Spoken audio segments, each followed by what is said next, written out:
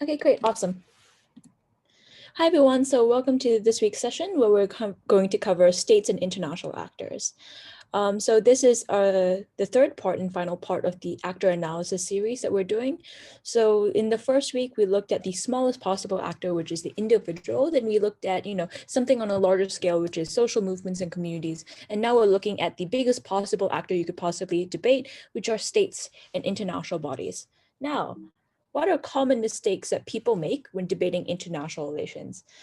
So I think there tends to be broadly three kinds of mistakes. So number one is the MUN mistake, which is that you over rely on a lot of your real world knowledge instead of actually analyzing why people or like organizations or states are likely going to act in a specific way.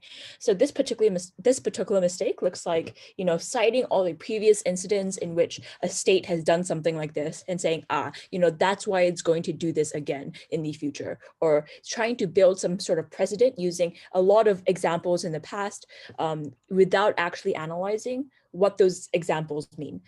So that's a specific type of mistake where people over rely on real world knowledge. Second type of mistake that people do is that they underframe. So this is almost the opposite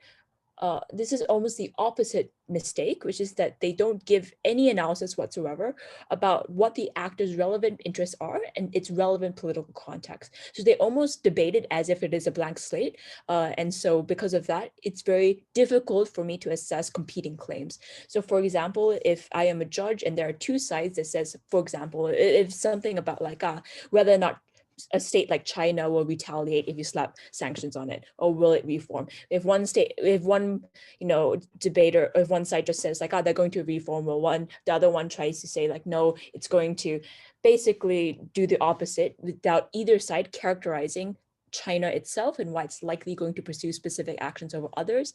This is a problem of underframing. So it's very hard for the judge to assess competing or contradictory claims and see which one is more likely without characterizations and without framing.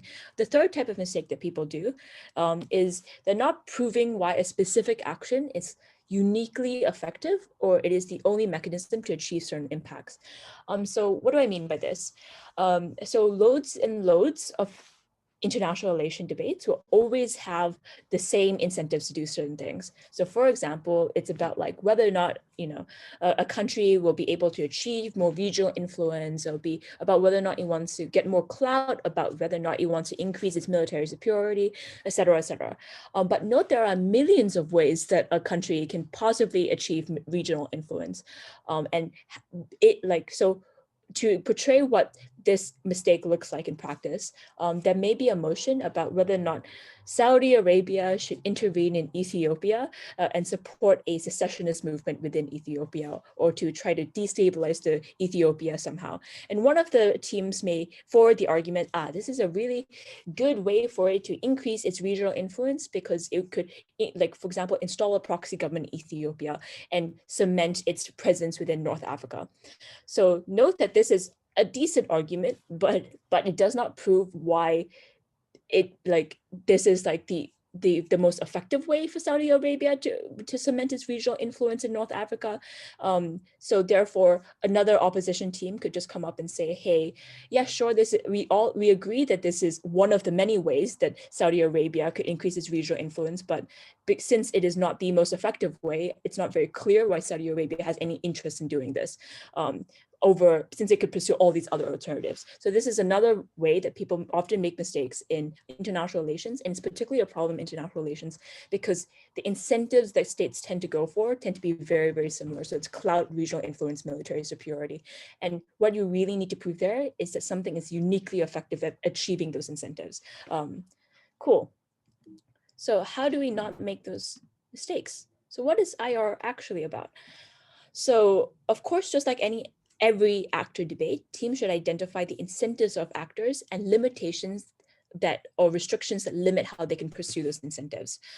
So for example, a state may have the incentive to increase its regional influence or increase its material prosperity by like doing lots of trade treaties with other countries, but it may be highly limited in its ability to do that. So for example, it may be a very small state, it may be very impoverished, it may not have the resources to military project itself. So by highlighting the incentives the state has, as well as the restrictions that are imposed upon them by external circumstances, like just material scarcity, you can already build a really compelling picture about what a state is likely going to do or how it's likely going to act in a specific motion. But note that you can actually take this a lot further in IR. You can actually characterize the national identity of states, for example, in US and China. So this looks like asking questions about how they perceive their role in the world. What threats do they perceive to be the most prominent?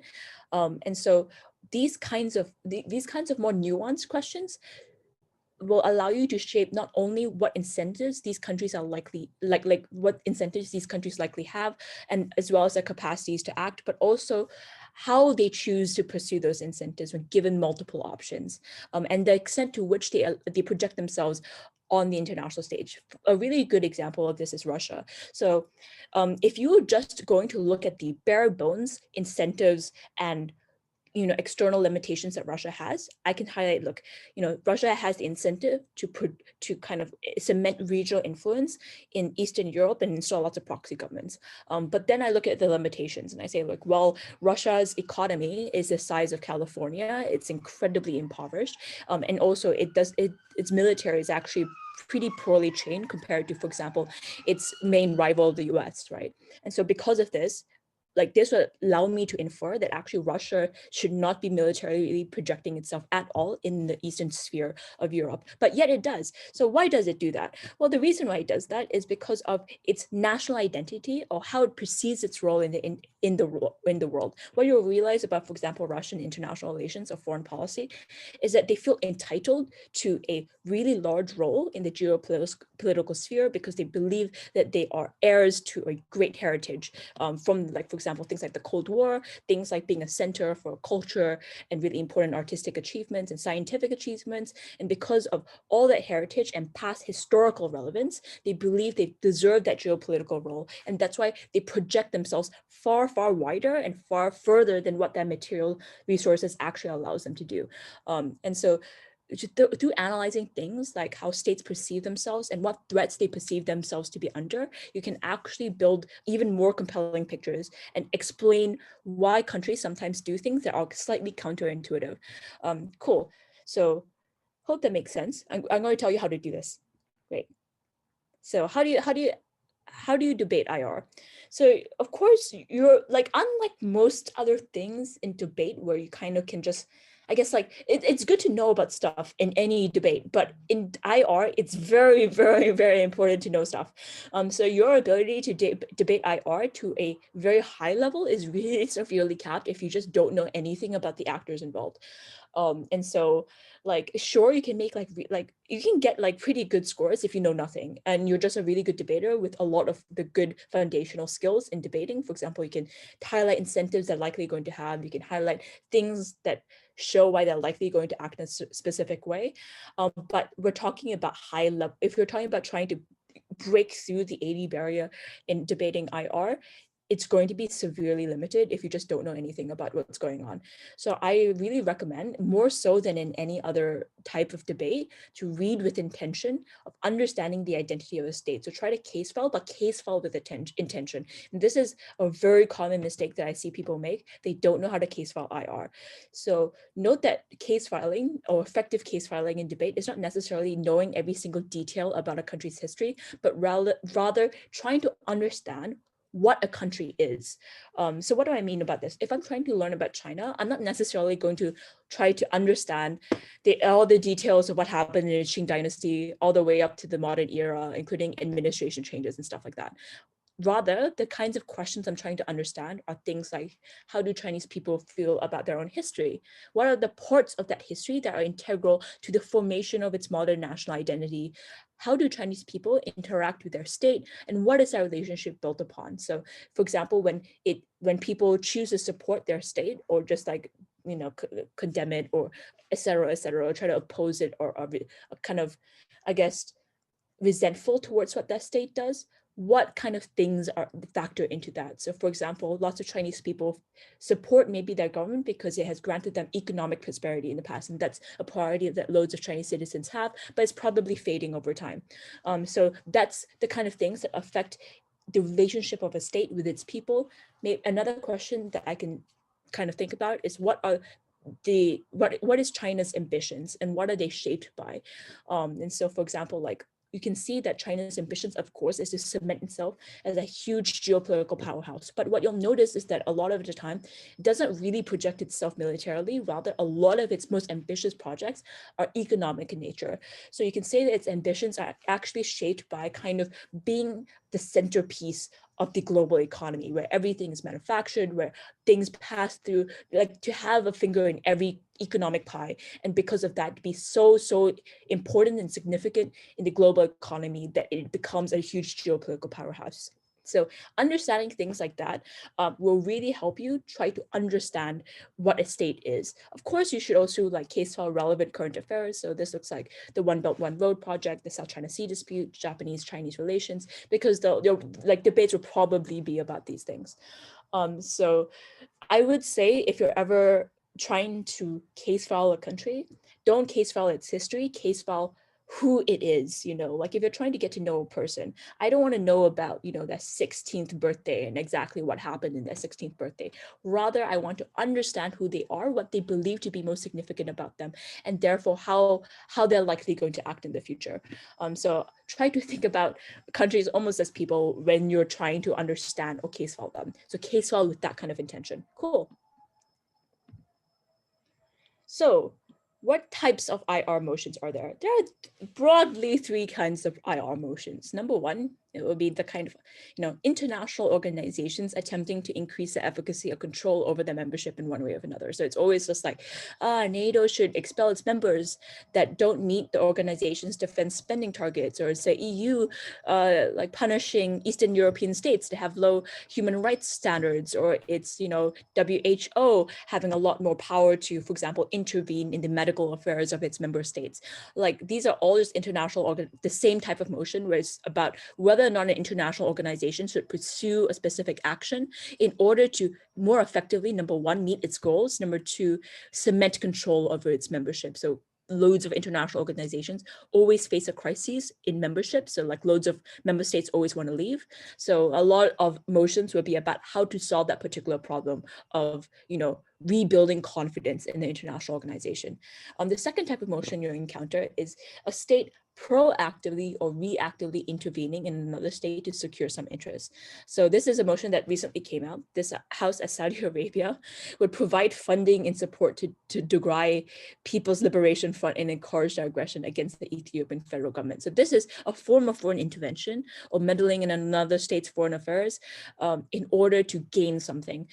So loads of these types of motions will be about, you know, there is an incentive to do something, and here is an action about how to achieve that goal. Is this a good, will this actually achieve the goal, or will it further damage the situation? So it can be proactive. For example, here, Saudi Arabia is not actually threatened by Ethiopia in any specific way, at least to my knowledge. But this is just, you know, it can do this to cement more regional influence in Northern Africa should it take this opportunity. So that's proactive. Like, you know, it can also be reactive. So for example, whether or not Japan should remilitarize. So that's reactive to a lot of, for example, growing external threats in the Asia Pacific, you know, like the South China Sea dispute, growing military skirmishes, stuff like that. So it can be reactive to global trends as well. So yeah, so that's another kind of motion that you're likely going to debate. And the third type of international relations motion is just like, it's honestly just economic, social justice, or politics debates with a hint of IR. So like, I won't be discussing these types of motions too much because typically the analysis that you'll be giving is like economics type analysis, or be social justice type analysis, but with a little spice of IR. So these are really good examples. This house will introduce a system of tradable quotas for asylum seekers. You just need to know broadly the power dynamics within the EU. That's it. That's all you need to know. And then the rest of it is just like politics, policy motion. The second one is pretty similar as well. This house supports BRICS countries creating alternatives to the current international economic institutions, for example, the IMF and World Bank. So again, this is like a really economics heavy type motion with just a pinch of IR inside of it. And so I won't be discussing these too much because like hopefully by just going through this these slides, you should already instinctively know how to debate these types of motions. But also these motions, to succeed well with them, you just need to do like economics analysis and not particularly IR analysis. Great. So how do you do mostly these two types of motions? So first, how do you debate things like international organizations doing something? So this is the crux of all international organizations debates, EU, NATO, UN, etc. These are the questions that you need to ask when you are faced with that kind of motion. Number one, if it's something like, if you're debating from like the stance of the international organization, or you're trying to achieve its goals, what is the main problem that threatens this organization's survival? So loads of organizations are faced with different threats that threaten their survival. So, like in the IMF or World Bank, it's policies that have flopped in the past. So for example, the IMF and World Bank have done some pretty devastating things to developing countries in order to force them to develop. So these look like, liberalizing their markets, opening them up to international competition, and it just working out terribly. And so because of this, loads of countries that are developing have huge amounts of distrust towards the IMF and World Bank. And so that's something that really threatens its efficacy. It can also just be about, it's maybe has a reputation of being, over elitist, disconnected, but also a tyrannical ruler. So like this type of sentiment that people felt during Brexit, that, the EU was kind of this disconnected body, but it had like supposedly a lot of power over national policies. So loads of different organizations face different external threats, and that's a question that you should ask yourself in prep time. What is this international organization facing? And so that's the appropriate framing that is going to build the foundation of your case. How do we address this most salient kind of external threat the organization is facing? Then you can start to consider other things. So consider if it's something about doing a specific action, consider what the action is going to, who the action is actually going to affect. So consider the diversity of member states involved in that organization. So, and how do they all individually interact with the organization's goals? So if you have loads of different types of countries within the same organization, for example, if we take the EU as an example, probably more prosperous, rich Western European states would be very different from less prosperous Eastern European states. And these two blocks interact with the EU's goals really differently, and they perceive the EU as super differently as well. So try to understand, whenever an action is being enforced, segregate the member states of that international organization and try to understand how each block interacts with that organization's actions. And then also consider, most likely in many debates, you're going to have to trade these blocks off. So you're going to have to probably, if it's something like the EU punishing Eastern European states for having poor human rights standards, it's very likely that you're going to have to trade off Eastern European states with rich European states, because probably a main crux of the debate will be about whether or not this is going to rebuild the confidence that Western European states have in the European project, versus potentially pissing off Eastern European states. So it's very possible that you're likely going to have to trade them off. Do you prefer keeping these rich European states in the EU and potentially losing the poor Eastern European ones? So while you're considering the diversity of member states, try to kind of preemptively weigh them in your head. So which member states are the most important? For example, who provides its funding, controls its agenda setting, etc. And by asking all of these types of questions, you can build a really compelling picture of the status quo and characterize the different member states, which are the building blocks of a really strong argument. Cool. So we're going to do a little bit of an exercise now. So this is a motion, as you can see. It says, this House believes that it is in the interest of the EU to impose punitive measures on the UK in the Brexit negotiation. So what we're going to do is we're going to split you up into two different breakout rooms. One will be prepping government side, the other one will be prepping opposition side. There'll be people leading the discussion in both breakout rooms, and then we'll reconvene here and hear what people have to say. So cool. Shall we put you all into the breakout rooms?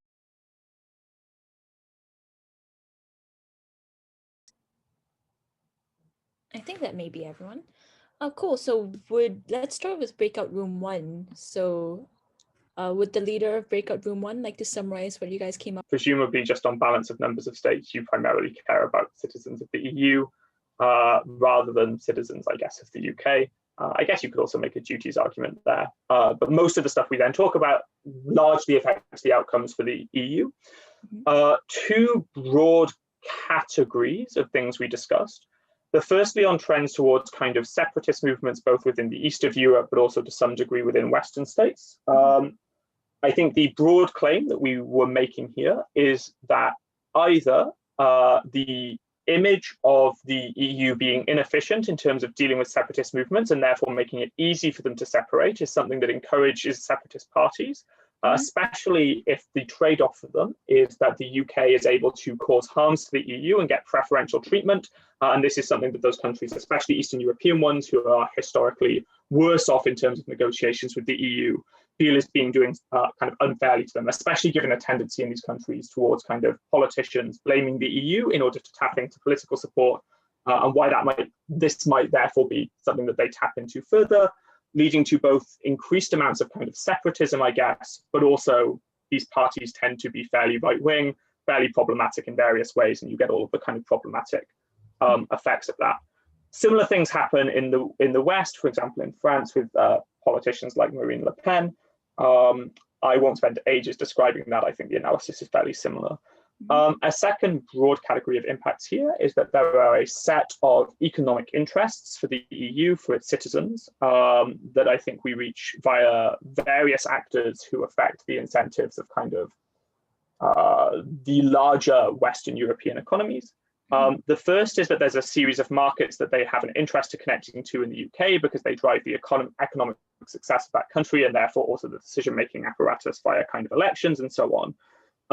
Broadly, two mechanisms by which you connect to this. Firstly, just punitive measures against the UK mean that you're better able to reach out competition and therefore better able to benefit these markets as a whole. Obviously, it's an analysis motion, but on kind of balance of number of citizens affected, I guess this is fine. Secondly, though, creating pressure on the UK government, especially when that's a government that is currently facing a population that's not particularly happy with the Brexit negotiations and the way they're going, and is facing some degree of revolt on that.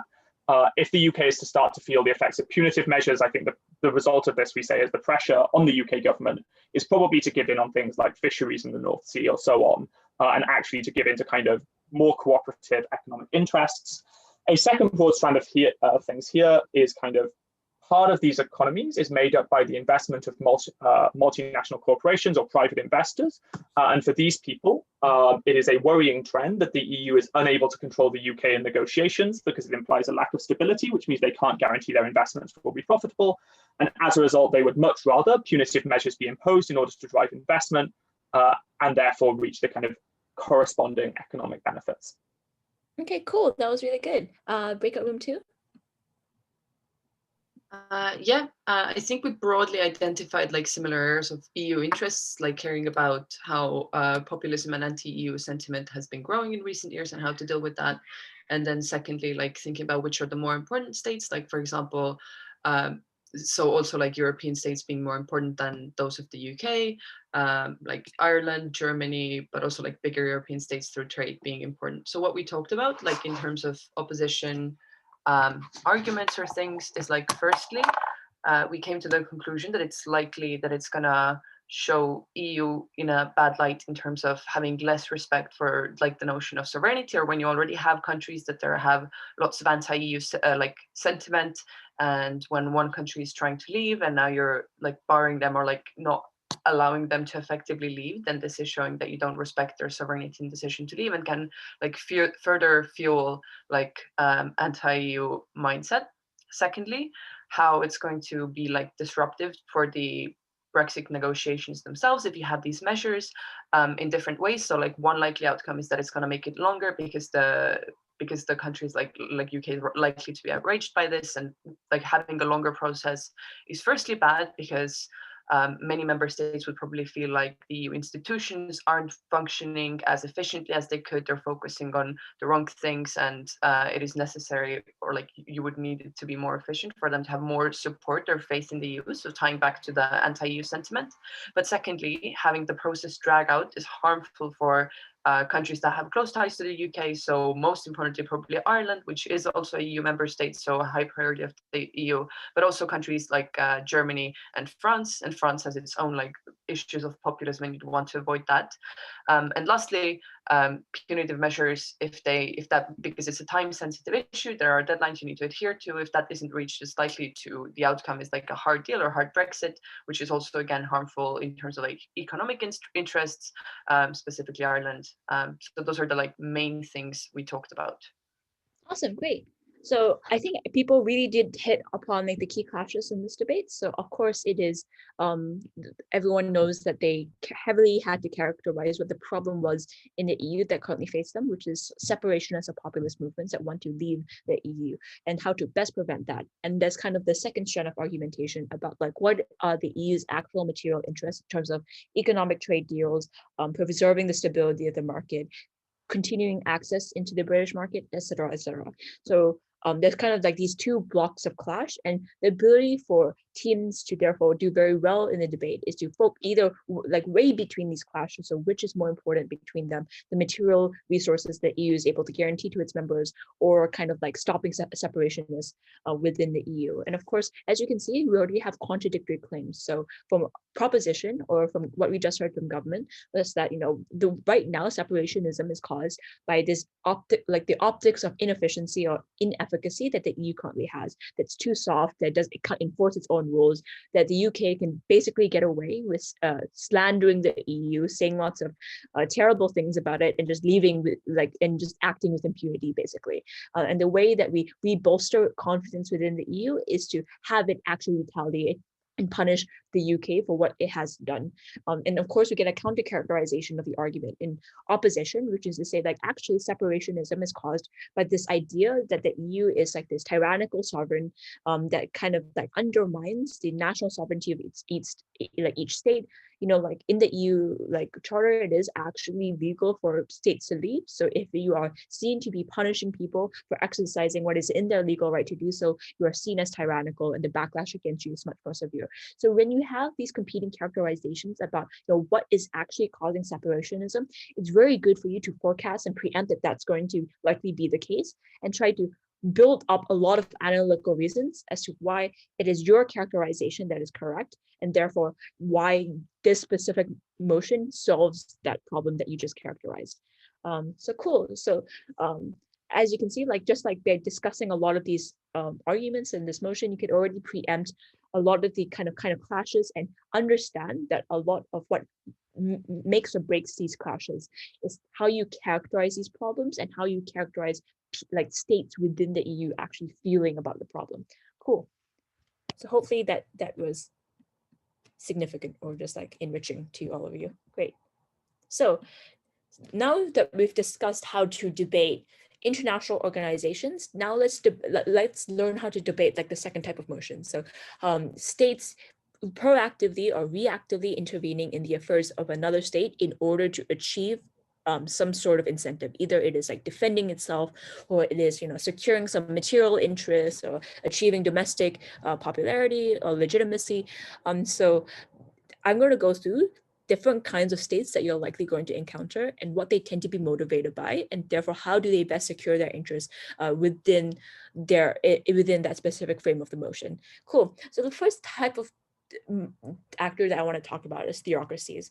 So note that, so this may look like a lot of religiously based governments, or governments where religious rhetoric plays a very heavy part. So this is lots of places in the Middle East. It also looks like places like Malaysia, etc. So note that theocracies extract a lot of their legitimacy from a religious mandate. This means that they believe, or like their legitimacy is sourced from a lot of state actions that cement their place as a proxy for religious scripture. So that power comes from people being devoted to them as a proxy of that religion, or people being afraid of religious consequences. So for example, like, you know, being afraid of the afterlife and consequences there, like that are to do with disobeying a state or a proxy of the religion, being expelled from a religious community if you ever speak out against that state, or things like even religious law in terms of like maybe Sharia courts or something like that.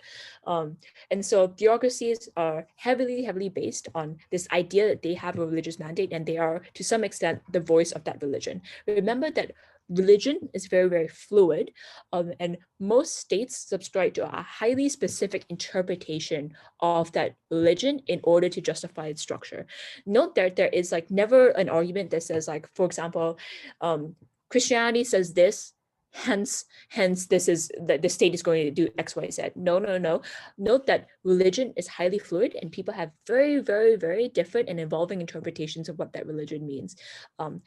States tend to like choose what kind of interpretation they are likely going to propose in order to justify how it's structured. So if you take a place like, for example, Saudi Arabia, which its government is highly male dominated, it's quite socially conservative compared to, for example, the Western world. It's a bit like the state's ability to continue perpetuating itself as it is structured now is determined by their interpretation of that religion. So that is why they are likely going to propose a kind of religious interpretation that says actually the Quran or whatever religious scripture says that, you know, like a state should be male dominated or we should be socially conservative. And so they tend to construct that religion such that they justify their own structure. So like, you know, its ability to successfully perpetuate itself is based on loads of things, and its ability to successfully construct that religious interpretation. This looks like having a religiously recognized leader that proposes that narrative or that interpretation of that religion. So having like someone like maybe like who is seen as either like full-on proxy of God, for example, like it can look like the Ayatollah or the Pope, and having that leader, you know, support or promote that narrative or that interpretation of that religion. It could look like its ability to enforce religious scripture and converting people. So a lot of its religious mandate maybe comes from, you know, it enforcing religious norms or converting people overseas. It could look like protecting religious rights and freedoms or setting up religious institutions within that state. So for example, if a lot of your legitimacy comes from a religious mandate, your interest is to keep that country highly religious and keep the structure of that country highly religious. So it looks like, you know, maybe setting up lots of religious institutions like Sharia courts. It looks like, you know, promoting religious rights and freedoms, and even maybe enforcing them on people within your state. It could also just be something like having religious sites located within your state that show you as the proxy or the appropriate representation of that religion. So for example, Saudi Arabia, the reason why it is so influential in the Middle East, one of the reasons is because Mecca is located within Saudi Arabia, and it is a very important religious site for many Muslim people, because it says that they have to travel to Mecca to as a pilgrimage in order to kind of be devotional to Islam. And so because of that, it is seen as highly significant just from the fact that it has Mecca located within its borders. And so if a debate is about, you know, territorial disputes or about, you know, trying to undermine the legitimacy of a state through reclaiming these religious sites, that could be one of the aspects that you explore. The final point that I want to make about how religious states extract that religious mandate is that often loads of people, like even if states have the incentive to perpetuate or to subscribe to a highly specific interpretation of that religion and enforce it from the top down, sometimes it's not always successful, and people maybe over time liberalize or subscribe to a different form of that religion. So the ability for states to appropriately continue surviving and not be completely dismounted or ejected could also just look like reforming religious norms to adapt to current social political demands. So what is seen in lots of, for example, religiously conservative countries is that as more and more young people interact with global media, they become a little bit more liberal and a little bit more globally minded. And because of that, maybe social conservatism just isn't as popular with them anymore, or they become more and more retaliatory towards attempts to enforce this highly conservative religious scripture. And so loads of countries actually feel compelled to adjust and reform religious norms in order to adapt to that. So cool. So like when you're analyzing theocracies, note that this is how they extract a legitimacy, how they extract that power and regional clout, even with within people, like with people within their state, as well as other countries that subscribe to that same religion. So if you're looking at places like the Middle East, being seen as a, religious power is very important in, for example, geopolitics within that region. Great. Now, now I want to talk about like authoritarian regimes / semi-authoritarian regimes. So this could look like, places like China, like Russia, where, there are electoral mechanisms. So there are things like elections, but then like people seem to say that they're mostly symbolic and they're mostly non-functional. But these are states where public pressure still acts as a highly destabilizing force due to protests, opposition movements, maybe secession. And so note that it's not a complete dictatorship in the sense that you can just like crack down on people pretty successfully with military power. There is still a really, really big motivation to satisfy people on the ground and to stop that kind of on the ground resentment of the state, because public pressure is still a highly destabilizing force. Even in semi-authoritarian regimes, it just can't be expressed through things like elections. So in these regimes, the party in power must justify itself somehow. In order to quell kind of discontentment on the ground, it has to kind of say that its mandate is sourced from somewhere. So before we see that a state's mandate is sourced from religion, these are other places where the mandates can also be sourced from. Economic, like guaranteeing people economic growth and prosperity, protecting national identity, fighting internal like external threats, or heritage and dynasties. So a good example for each of these is like, for example, China and the CCP tends to justify its existence and its continued domination over Chinese politics by saying, hey, we are the party that guaranteed you economic growth, that pulled China out of like complete poverty within just a few decades and made it a huge economic powerhouse and uplifted millions of people. And so that's one way it can justify, therefore, we should continue being the main party in power because we can continue guaranteeing you that economic growth and prosperity. And then the example of the next one is like protecting national identity. A really good example is places like Russia, where they say we are the way that they say or like justify themselves is that you have to protect this Russian identity that has been undermined by the West for a long time. We've been humiliated by things like the Cold War. We've lost our way. And what we need to do is rebolster this idea of Russian identity, protect Russian minorities over the borders, and kind of have pride in this traditionalist idea of what it means to be Russian. And so it could justify itself by being kind of the safeguard for that national identity.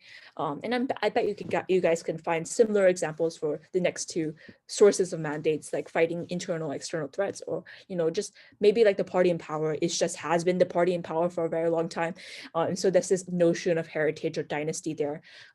Like examples like the BJP in India, which was kind of associated with the post-colonial independence movement. Cool. So remember that semi-authoritarian states like theocracies are structured in a specific way. So maybe they have only one party in power, maybe there's a strong military presence, and the narrative that it uses to justify itself must also justify how it's structured. So it doesn't just randomly pick like one of these three or one of these four narratives to justify itself or to try to sell itself to people. Rather, it tends to tailor its narrative based on why the state is structured in such a way to quell local discontentment. So for example, China has a one-party system, and the way it justifies that one-party system is by using its track record of providing economic prosperity. So it says, one-party systems are more able to do that long-term economic planning and pass those ambitious economic projects, which have been the reason why we've been able to lift ourselves out of poverty. And so it continues justifying why the CCP is so dominant using a specific narrative. And it's chosen this narrative quite not coincidentally, but quite intentionally in order to justify itself, in order to quell what local people are discontent about. So for example, loads of young Chinese people are very discontent that there is only one party and that this one party chooses to suppress lots of civil liberties. And the way that it fights back is responsive to a lot of this kind of discontentment. We can't have civil liberties because they're destabilizing. They might not be good for economic prosperity. And we can't have a multi-party system because it'll be much harder to do long-term economic planning.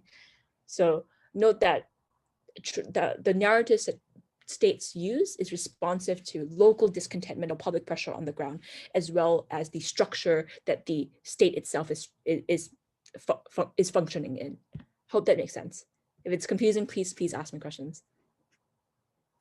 Actually, like I should probably check the chat in case there are questions. Nope, there aren't questions. If you have any questions, please type them in the chat. Great. Next type of state you're likely going to interact with is a dictatorship. So dictatorships have power that is highly centralized to a central core party or even a single individual. And there's very, very little tolerance for political pluralism or kind of just like open discourse and freedom of speech that criticizes the party in power or the individual in power. So dictatorships tend to highly rely on strong military support and propaganda to stabilize themselves. Of course, dictatorships are not the most prosperous or lovely places to live in. And so the local discontentment with a dictatorship is probably all-time high. The way that it quells this local discontentment is not through a narrative way like semi-authoritarian regimes, but through things like just cracking down with military might. So maintaining a strong military support is probably pretty expensive. And so funding and where these dictatorships get that funding is incredibly integral, because that's the thing that allows them to buy over military support, as well as, just allows them to put military figures within key parts of the government. So this means that since dictatorships typically are not like economic powerhouses that can fund themselves, they tend to highly rely upon allies for that funding for the military. So this means that their allies can exert huge amounts of influence. So what we see, for example, with the China and North Korea, with China and North Korea relations, is that China had a lot of leverage against North Korea simply because it was such a huge source of that funding that North Korea highly relied upon in order to stabilize their own government. So dictatorships can fold when a significant fraction of that military turns against them. So there may be like a coup within the military, or there's a significant faction of it that no longer obey the government. And so, or it can just be a foreign intervention that cuts off military and economic supply. So this looks like allies suddenly not providing them economic support, or it can just be simple foreign intervention that invades that country and ejects the dictatorship in power. So popular protests, unlike in semi-authoritarian regimes, are very unlikely going to be successful unless they have that military might and can pose a significant military threat, or they have some faction in the military that is with them or no longer supports the government and no longer kind of cracks down on people. So note that popular protests are unlikely going to be successful on their own unless the previous things that I talked about were met. So, foreign intervention, allies no longer supporting them, the US helping you invade or fight this dictatorship, or just the military turning against them. So this is a really good way to debate things like this house would militarily intervene in places like, in the Middle East or in loads of other conflicts in the world. So, and the last one is democracies. So lots of states are actually democracies, surprise, but know that democracies, especially full ones, ones that like the UK or ones like I guess not the US anymore, but lots of places in Western Europe are highly impacted by sentiments of citizens in elections. So local sentiment is one of the biggest determinants in foreign policy. And I think this is actually one of the poorest debated topics or the poorest debated systems in debate, because I think people take for granted how democracies work. So note that lots of governments in democracies are always going to be populist to some extent. What form of populism is successful is highly dependent on the context of the state.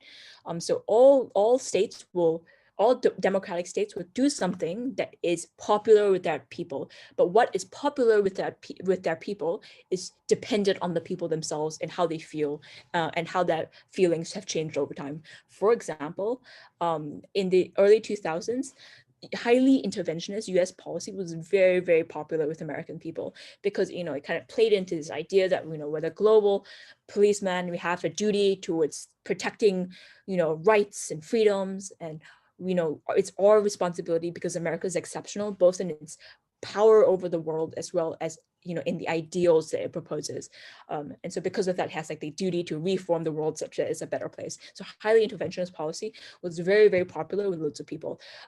Now, after the pretty terrible things like the Iraq War, the war in terror, highly interventionist US policy is just no longer really that popular.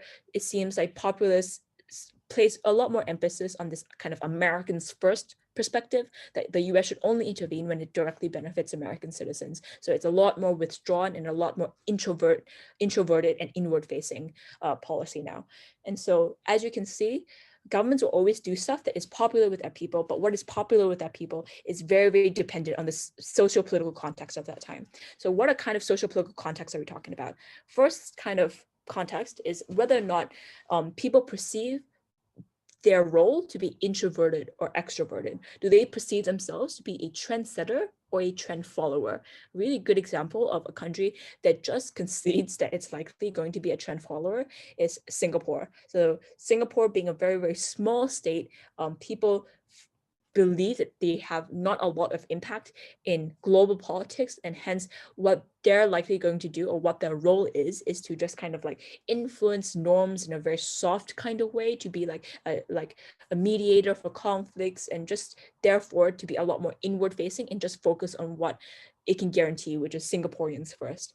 And so whether or not countries feel introverted or extroverted is a huge part in how popular an action or motion is likely going to be with people and how effective it is. So if it looks like something like the US should intervene somewhere, or the US should broker a deal between Iran or something like that, you can say things like military intervention. Sure, the motion allows you to say that you'll do the intervention, but not that it'd be very good.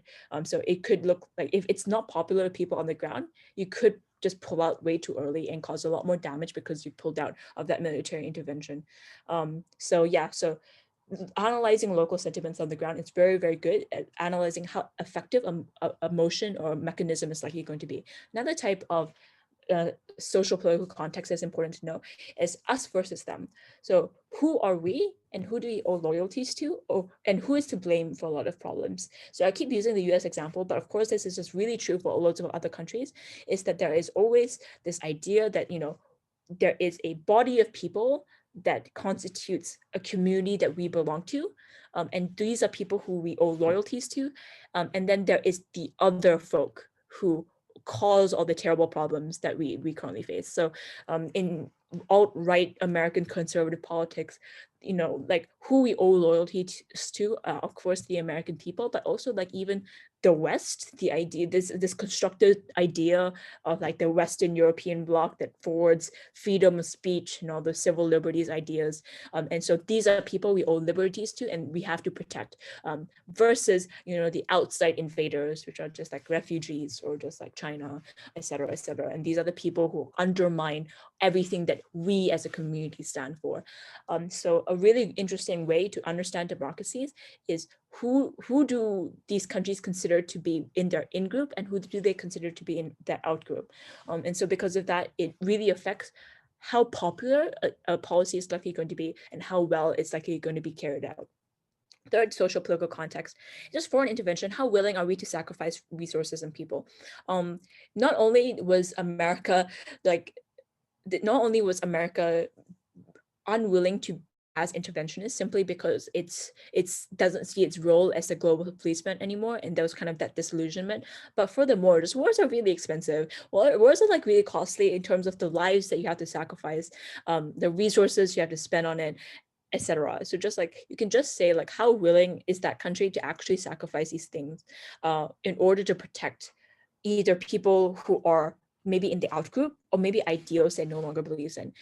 So if it's something like human rights, how willing are people to protect the ideal of human rights, and how strongly do they feel about that, such that they are willing to sacrifice quite a big bulk of resources and people. And you can do a lot of interesting analysis about, are these resources and people that you're sacrificing actually going to be that large with, the advent of drone technology, etc. Will this affect how willing people are to sacrifice those small amounts of resources in order to protect something that they care about, etc.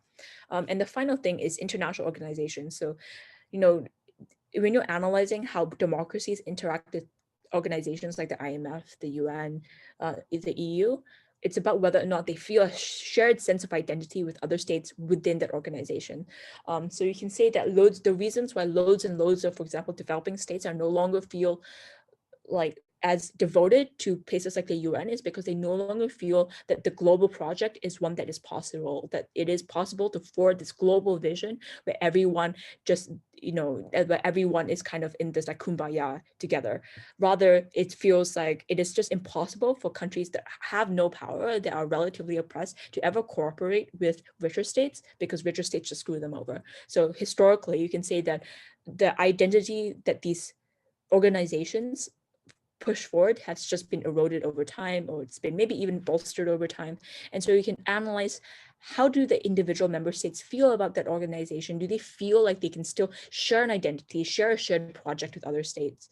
And do they still believe that the international organization materially benefits them? So this is really good when analyzing how states interact with the policies that international organizations forward. So even if it's something like the WHO, like the World Health Organization, telling states to do lockdown sooner or to sanitize, do states listen to that advice? And whether or not they listen to that advice is highly dependent upon whether or not they have a good relationship with that international organization. Cool. So I think that's the end of the presentation. If there are any questions whatsoever, this is the time to ask them. If not, begin. Oh, okay, cool. Regarding democracies, critical circumstances, I have a question in accordance with the global democracy. Can it be inferred that the more capable countries are legally allowed to intervene in smaller countries? Yeah, so like there is a right to protect that is enshrined in international law. So actually there is a duty to protect in like lots of international law, like the United Nations. I don't know if it's a law, but rather a norm. But there is kind of this idea that it is okay to intervene in states as long as you are there to protect them. But this must be like substantially proven that that you are actually protecting them, and what your actions are not detrimental. So I hope that answers the question. Okay, cool. So yeah, it is okay for larger states to intervene in smaller states. It is legal for them to do so. There is legal precedent for doing it. Great. So I have the presentation that says what rooms you guys are supposed to be in. Let me just get that up.